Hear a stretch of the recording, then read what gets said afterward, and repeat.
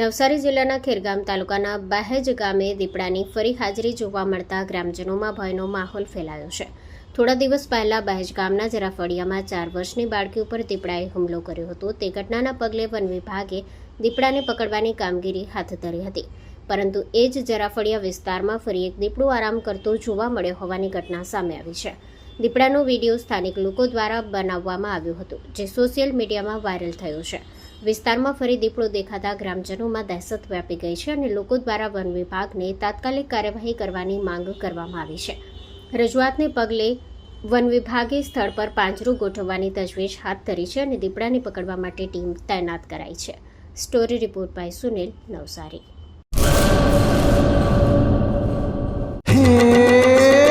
સોનાનો સૂરજ ઉગ્યો રે ખેતરમાં, સાગર લક્ષ્મી બાજરી બિયારણ, લાંબા ડુંડામાં દાણા ભરપૂર, ખેડૂતને આપે ઉપજ ભરપૂર.